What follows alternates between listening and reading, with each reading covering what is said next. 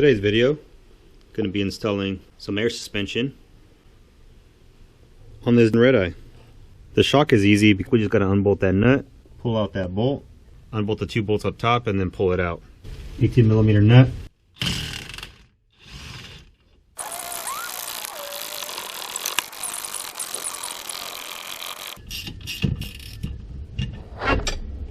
We're going to come down the shock tower.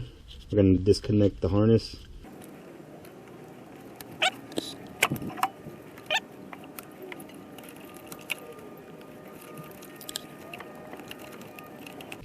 Disconnect it, pull it out. 16mm.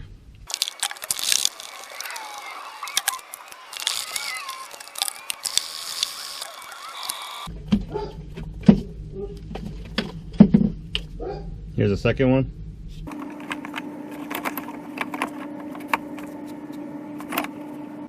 Here you go. Here's your old shock. We're going to take out the sway bar. 15 on the bolt side, 16 on the nut side.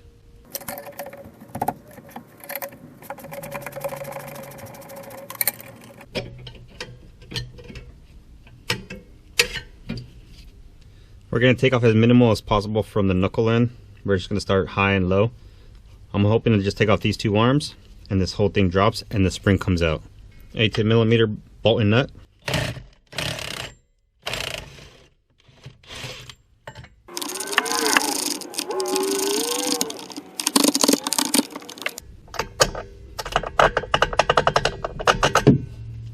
Now we're going to go ahead and grab this bolt, 18mm bolt and nut.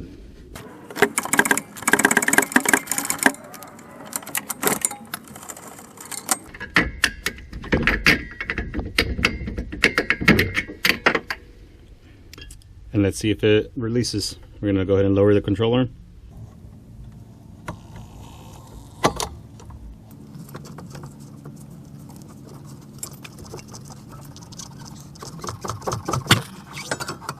Our spring is off. Go ahead and take off our lower spring perch.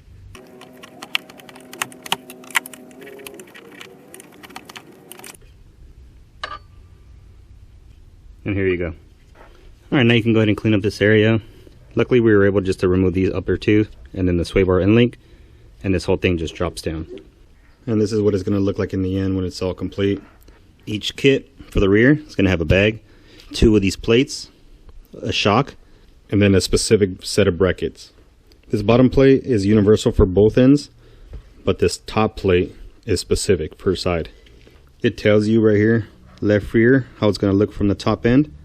You can see that the bottom plate, which is this big wide one, is the same on both ends, but the top is going to look different because the part that drops down right there is going to be specific on each side. There's a R stamped on it, so it makes it pretty easy so you don't mix these up. Inner bevel's down. We're going to get our long beveled flathead screw, install it right there. What you're going to do is put the cap upwards. So this is going to be a dish for it to sit in. Rotate these for the screws. Once you get your screws lined up, now we can go ahead and install our bag. The air fitting is going to face upwards. The air fitting end is going to be facing this adjustable slot. Line up our bracket, and of course the slot end is going to be on the airline side. Making sure that the screw is already in before you lay down everything. Put it down. Now we align our holes. Gonna throw some blue Loctite on it. Size 5.5 Allen head.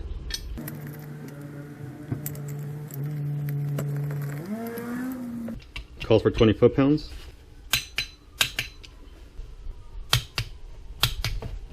We're gonna get our coarse 1-inch bolt, put a lock washer, pass through these adjustable slot, and put our nut on it.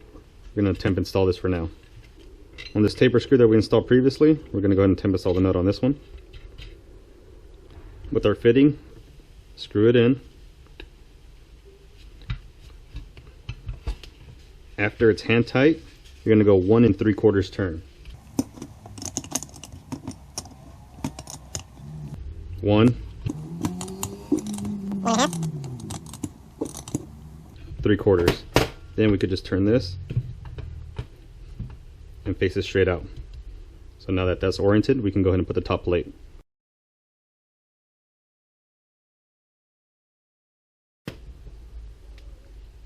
Install our plate.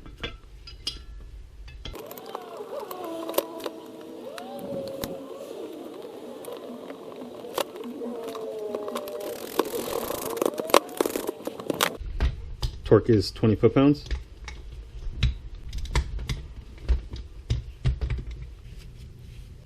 Here's our top bracket nut.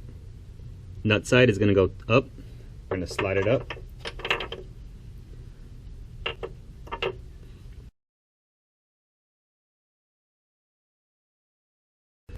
Then go ahead and put our back screw in. Line it up. With the back screw installed, you can see that this is adjustable, so we'll tighten it down to wherever it needs to be set. But I'm going to go ahead and install the nut and hold it in place while I screw in the bolt.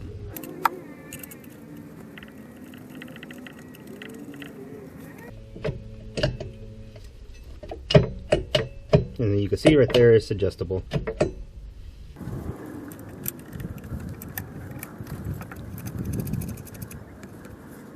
We temp installed that nut. So we're going to go ahead and install the upper end, and we're going to screw it into the upper perch.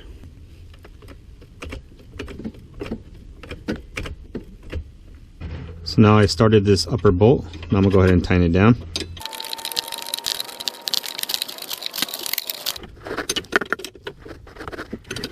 This adjustable slot, we're going to go ahead and tighten it down in the middle.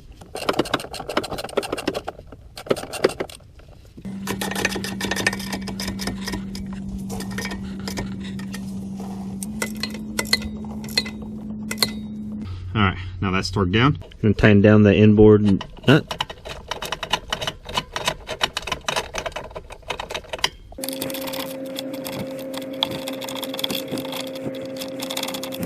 Now we can install our arms back on. I'm going to go ahead and jack up the knuckle so I can line up this upper front control arm.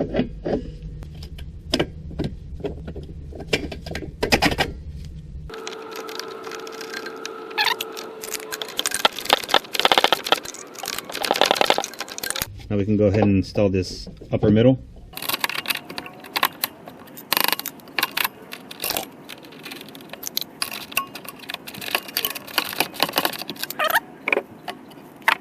Now we're going to go ahead and pull down our sway bar, line that up, and put the bolt in to hold it down.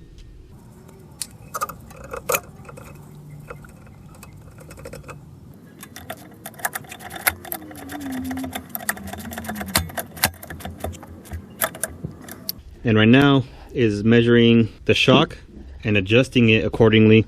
So where it's at right height, this is right in the middle. So we have plenty of travel both ways. Now for the fronts, we're going to go ahead and start disassembling it. This electrical connector that's on the strut, if we follow it behind this panel, you can see there's a connector right there. We're going to go ahead and disconnect it. All you do is squeeze and pull out. We're going to go ahead and just follow the path and disconnect it. And it's right here. You can just go ahead and let it hang for now. This upper control arm nut is an 18 millimeter.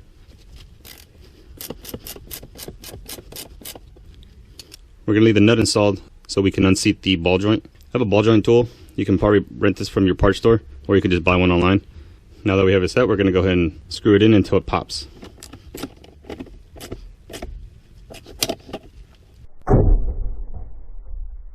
So there's still tension on this. We're going to wait to remove it. This sway bar end link is a 21 millimeter.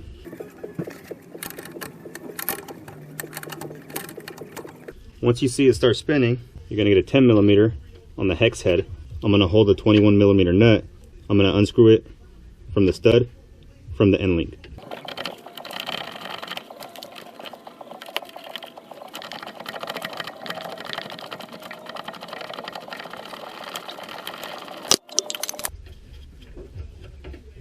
And there you go.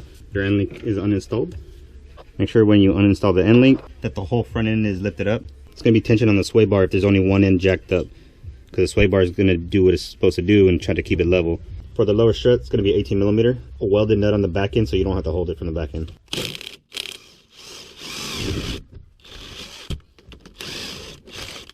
I'm gonna jack up the lower controller so this knuckle is pushed up against the upper controller.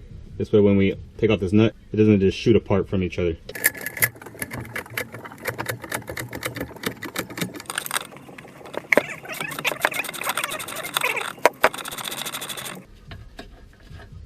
Now that we've got the nut off, we can go ahead and lower the whole assembly. This will fall, so make sure you support the spindle.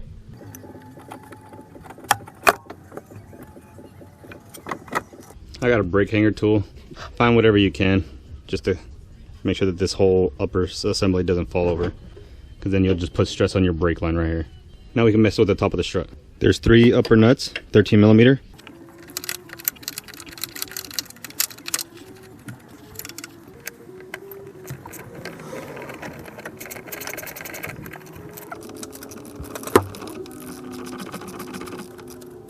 And right before the last thread, you're going to want to make sure you support the strut before it falls.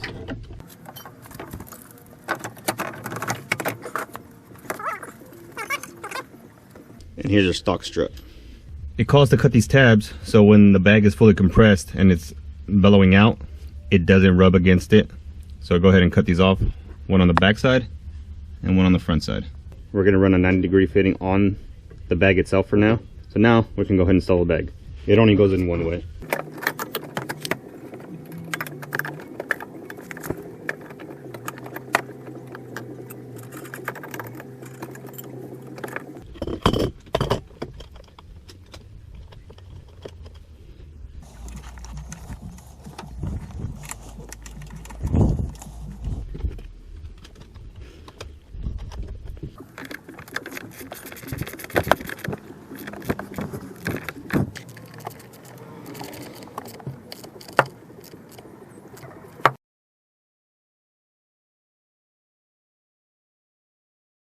The upper nuts are 20 foot-pounds.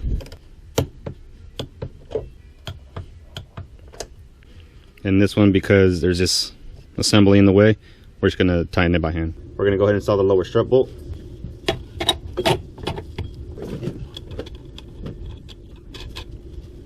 And this one we're going to torque down at right height, because you don't want the bushing to wear out. We're going to go ahead and install our upper control arm nut.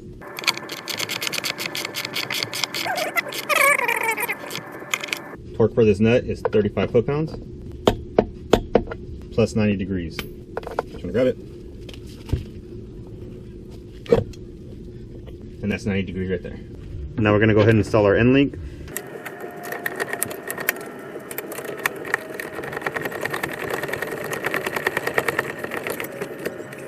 The torque for the nut is 95 foot-pounds. So right now I'm going to jack up the wheel to right height, and then we're going to go ahead and tighten down the lower strut. This way the bushing is right in the middle at right height.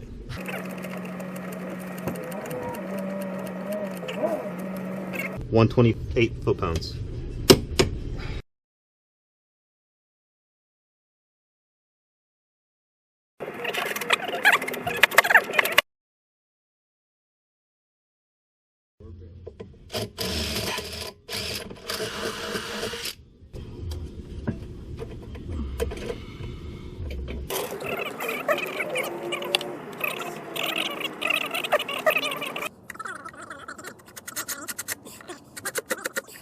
Now we're going to check the full travel up. This is full down, so the shock is fully extended. Now we're going to go full up.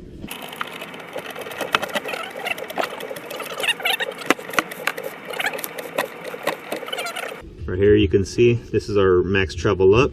Bag is fully compressed. We're going to go ahead and take out the negative battery first so we don't short or anything. 10 millimeter. Using this whole wire diagram, it shows you what everything goes to. And here's your other wire diagram of how you do it from the power from the battery to your relay. One goes to your compressor, the ground, and then one goes to your secondary compressor. We're going to go ahead and tie in the harness into the battery and the ground. So we're going to need this inline fuse, which is right here.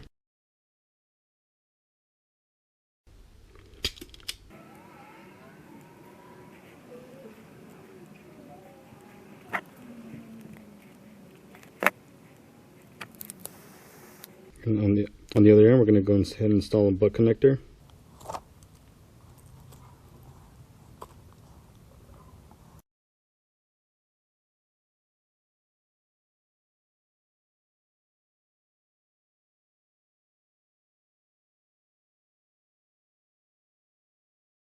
We're going to take our fuse power, put it on the power wire of the battery cable.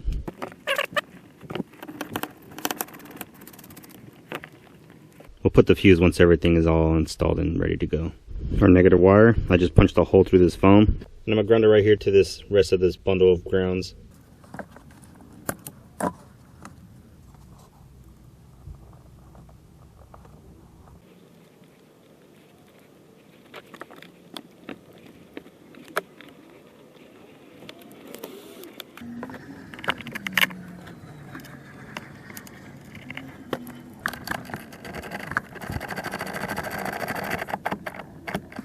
Now you're grounded. Right now we wired the ignition source through this tray, and right now we just got to find a 12 volt switched. The one I'm looking at is this F67, and F67 right here is rain and light sensor. And you can see pronging the fuse, no voltage, but once I turn the ignition on, you can hear the beeping that's telling you that the ignition is on. Now when I prong it, you can see I'm getting voltage. So that's the one we're going to use. So we're going to go ahead and do one of these added links. But we want to make sure the power side is on this left side because we want it to go through the fuse. If we touch the back end where it goes towards the trunk, nothing. If we touch towards the front of the car, we get in our voltage. So we know this forward end is our power side.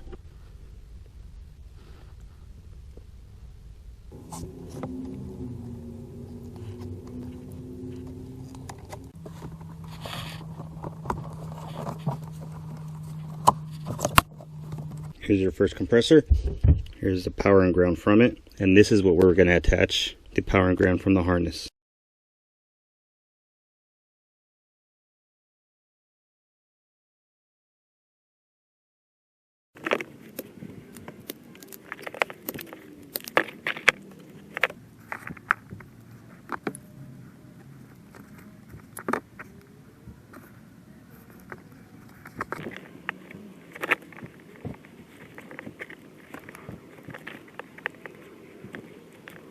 Got this wire loop I'm going to use.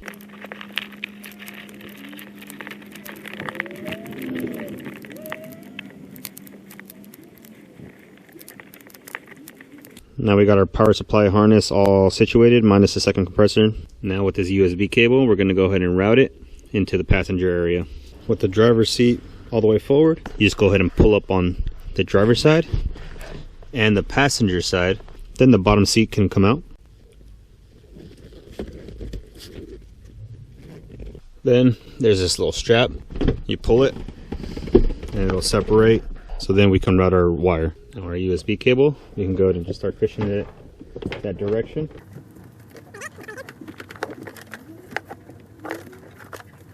Now we're going to go ahead and take off the seat so we can move the carpet so we can route the cable.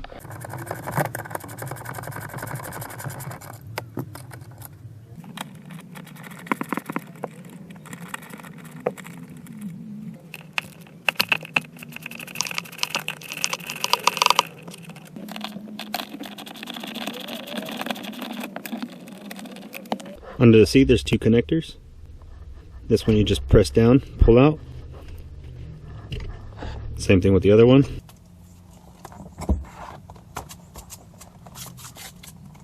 Gonna go ahead and get our upholstery removal tool, pull out this clip, and we're just gonna get some room so we can route the cable under. We're just gonna go ahead and fish it through. We're gonna go ahead and pop out this cover. In here is the 10mm.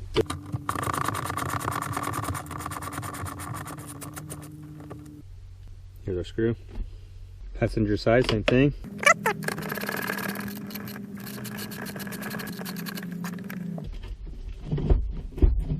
Now you can see it's loose. We're going to go ahead and start fishing it through.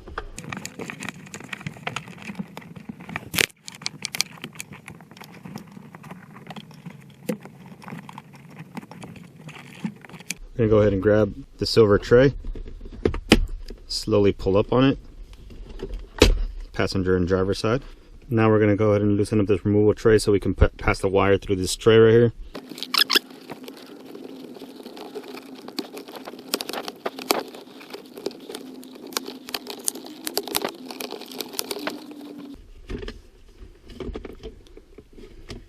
Move out of the way for now, and we're going to drill a hole through here. And we're going to go ahead and drill a hole.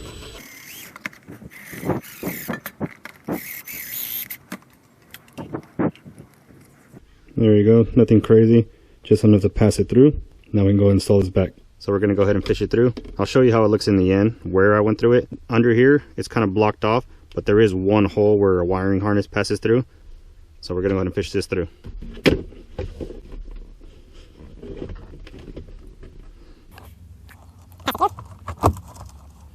Now the cable's up through here, and it has plenty of slack down here, so we can have plenty of slack up here. Now the little connector.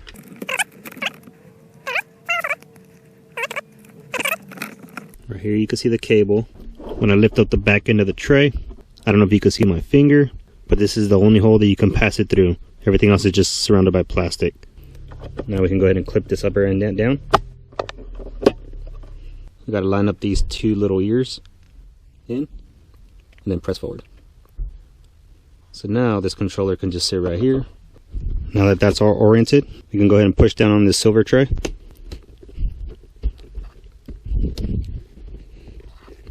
Now we can go ahead and connect our two USBs. I'm going to go ahead and put some tape on this so the chances of this splitting up and moisture getting in here and shorting anything out, we're going to protect it from that.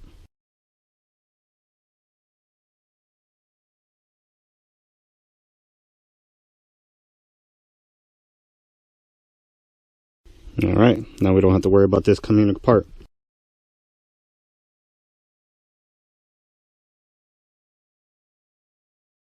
Even though the connection's right here and has plenty of slack in there, we're just going to leave some right here.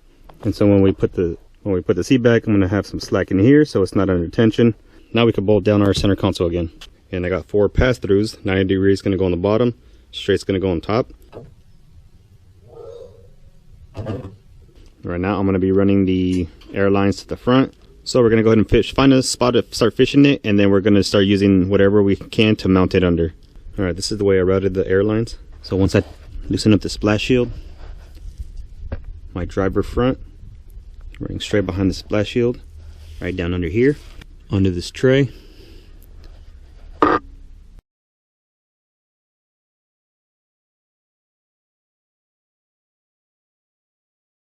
Loosen the tray right here, 3/10s. Fish it through the tray, coming up from under the tray, goes through the front of the subframe, up and over the subframe into where the pass-throughs are. Once it clears the subframe and it comes to its respective port, here's your driver rear.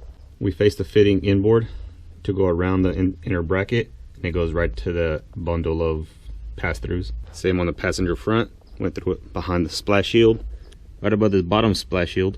We followed it down the frame rail all the way back, above this splash shield on the rear end, all the way through, pass it through the front of the subframe all the way up. It'll go up over the subframe right into the pass-throughs, and same thing with the rear bag. And now it's time to set up the bracket and tank and everything. We're going to be messing with the drain on the tank. We're just going to follow the diagram. Going to put in our 1/4 inch connector, 90 degree fitting, 1.5 to 3 turns.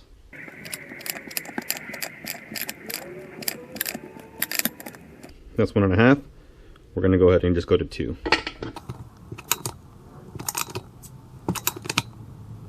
This is adjustable after the fact.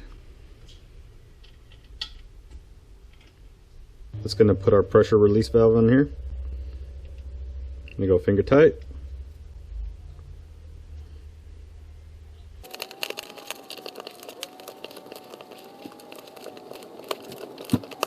Just for now, we're going to leave this as a full assembly, but as far as having your pressure relief valve, here we go. Next we're going to put in our filter that's going to go up to the manifold.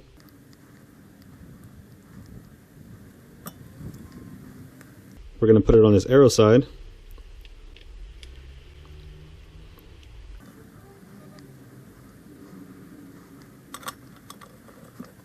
Alright, we're going to go 1.5 to 3 turns on this fitting.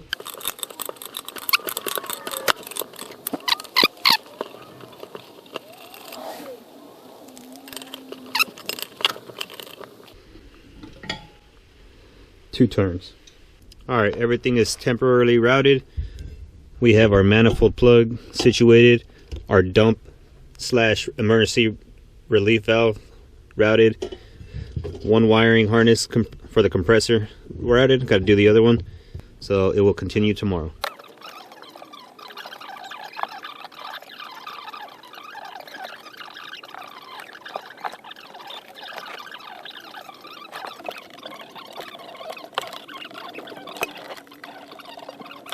Alright, compressors are plugged to the tank. The last thing we got to do is install the manifold, plug it in, plumb it from the tank, and plumb it to the pass-throughs. Because if you just say the word Nazi, you get flagged off of YouTube, right?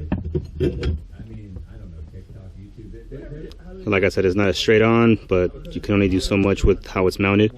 So like I said, this might be fixed in the future, but we'll get to that later. Right now we want to see if it's functional. So if you can see, it's just situated front left, front right, rear left, rear right. The disorganization on the bottom is needed to keep it organized up here for the pass-throughs. So we're going to go ahead and route those.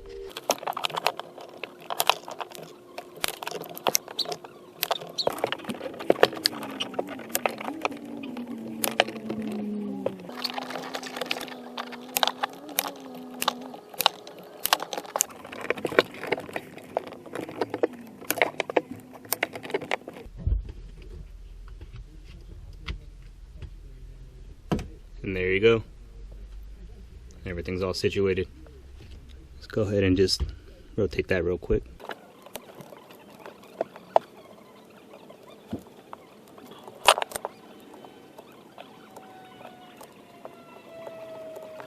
Everything's ready. Let's go ahead and start it up.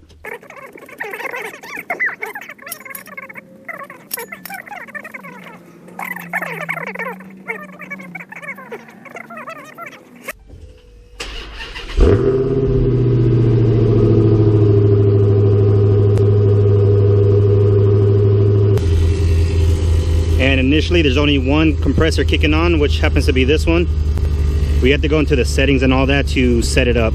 Controller setup. You can see we're at 42 psi in building. It's going to kick off at 150. So we'll let that do its thing. Alright, so we're almost at 150 psi.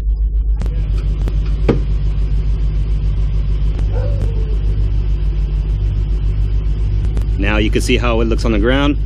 This is roughly what ride height's going to be, maybe a little lower. It's all going to depend on my buddy, on how he wants to.